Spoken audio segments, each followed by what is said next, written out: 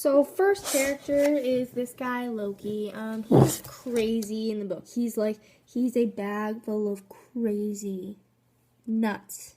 But on the plus side, he actually really does care for the gods, and in the book we sort of see that he is this caring dude, and the only reason the gods hate him is because he uses his brain power instead of his brute force and fighting, and he thinks his way out of a lot of sticky situations, so the gods don't really get it, and they don't really like him. Even though he's evil, he's still, he's more misunderstood. He's not really, a trickster, he just uses his brain. He's not an idiot, so... in Norse mythology, a little different, Loki is actually a trickster. He basically just likes to be a jerk and tick people off. So he's not really that nice. He doesn't care for the gods. What are you gonna do? Next character we have is Odin. He's so pretty. So Odin in my story was actually crazier than Loki.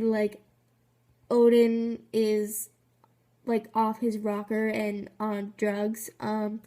He is constantly being shot back and forth in his brain between past and present and future, and he's going sideways through time. It's pretty nuts. He'll be talking to Thor, and then all of a sudden he'll flash into a vision of the future and say something to his future buddies that he's having a conversation with, and Thor will hear it because he's actually still talking to Thor, and Thor will be like, bro, what is going on? And the gods really don't like Odin. They think he's nuts. He doesn't like to help them out. He doesn't explain what's going on even though he's all knowing. And this is really different from Norse mythology, because in Norse mythology he's really revered as the king of the gods, and in the book we don't really see that. We just see him as nuts. But in Norse mythology, he's all-knowing, really cool, whatever. Next we have Heimdall, who in the book has a huge struggle of morality, okay? He constantly wants to leave his post and go fight battles and be epic, but he stays there and he is really mad. He just wants to fight. He doesn't want to sit around and do nothing while the other gods fight. And he's normal. There are myths in the book. He admits that there are myths that he can see across the earth and hear grass growing, but he's no, they're not true. I'm just a normal dude, whatever.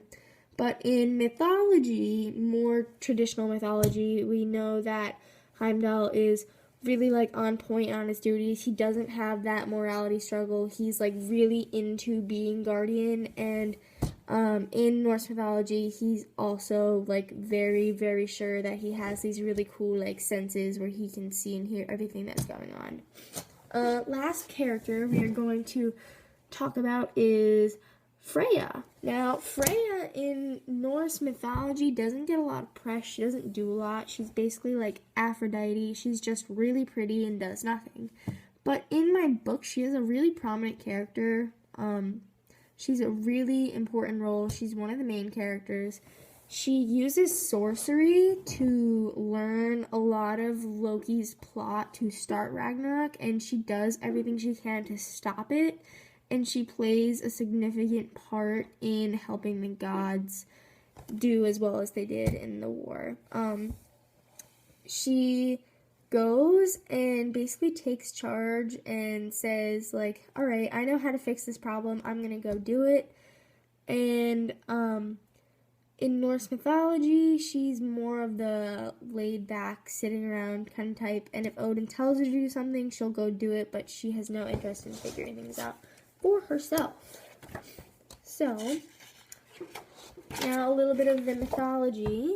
In the book, some of the mythology that I was exposed to and learned about was the Mason, and the myth of the Mason is really well explained in my book. In the book, I learned that the Mason goes and he wants to build the wall that surrounds Asgard because it's been damaged, and he wants Freya, but the gods trick him, he can't complete the task, and then he attacks them all. In Norse mythology, through research, I found out this is basically 100% accurate.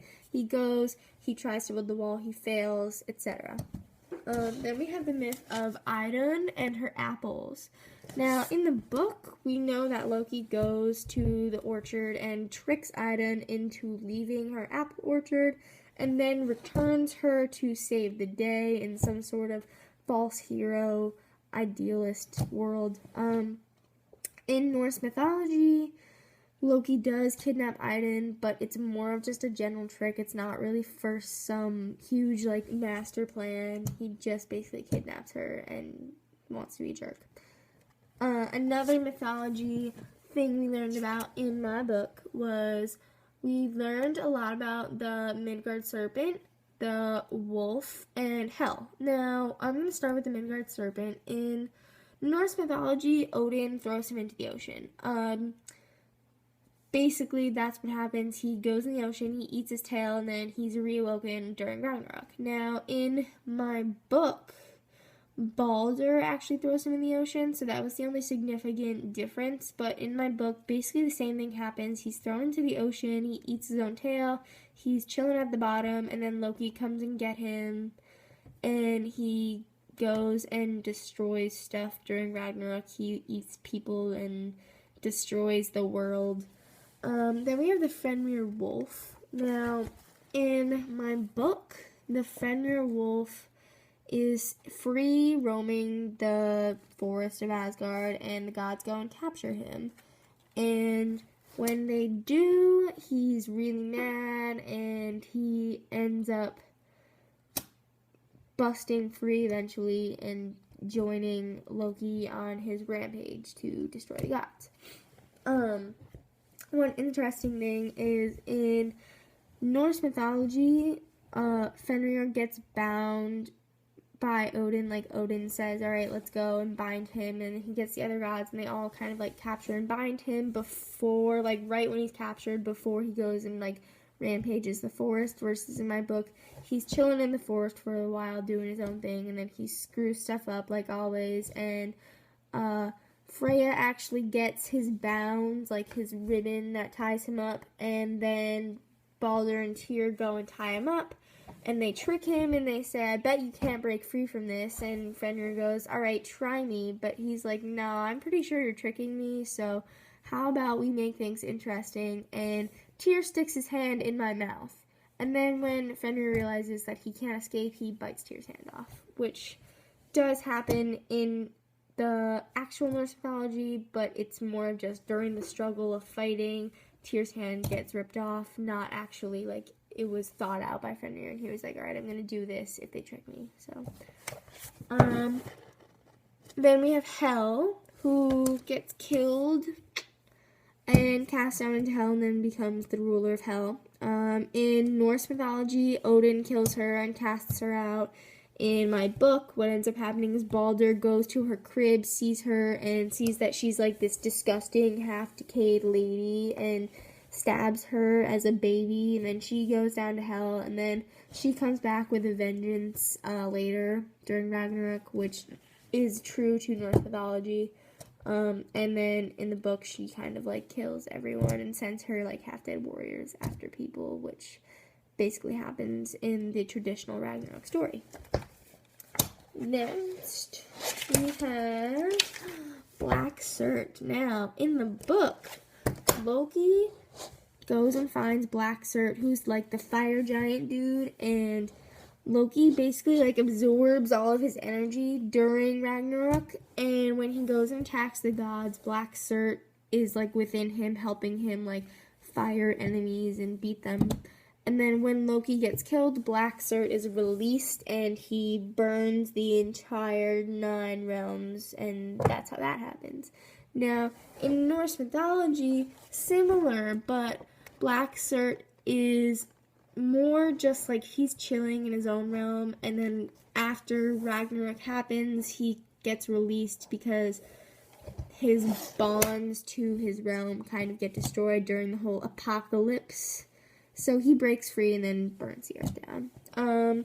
Last but not least, I have the story of Frey and Gleipnir, the ribbon that bonds Fenrir. So Freya goes and She uses her magic sorcery in my book to see that the dwarves have an answer to the issue of Fenrir being out in the open, roaming around and whatnot. So she goes down to the dwarves, and they basically give her Gleipnir, which is this magic silver ribbon, and she's like, cool, here's some gold. And then the dwarves are like, nah, we like you, you're pretty, stay with us. And she's like, no, I'm not having that. So she kills them. It's pretty rough. And then she takes Gleipnir, the ribbon, and obviously gives it to Balder and Tyr to tie up Fenrir. Now, in Norse mythology, same sort of thing happens, except instead of her figuring out that she needs to go to the dwarves, Odin just kind of sends her down, and she, like, doesn't really get what's going on. She's clueless, and then when she gets Gleipnir, there's not really this struggle of, like, oh, how are you gonna pay us? Like, she just kind of works it out, and she doesn't viciously kill all of the dwarfs or anything. She just kind of leaves. So those were some of the mythological things that happened in my book that were pretty accurate, and I actually was able to learn a lot about those mythological events while reading instead of just researching them. Now, quick works cited. I got a lot of my info from www.viking-mythology.com for my research, and also Wikipedia because it's awesome. And that's where I got most of my research. But I have to say, book was pretty thorough. It gave a lot of truthful, like 100% factual mythological knowledge, and it's pretty interesting. So hope you liked my presentation. Thank you.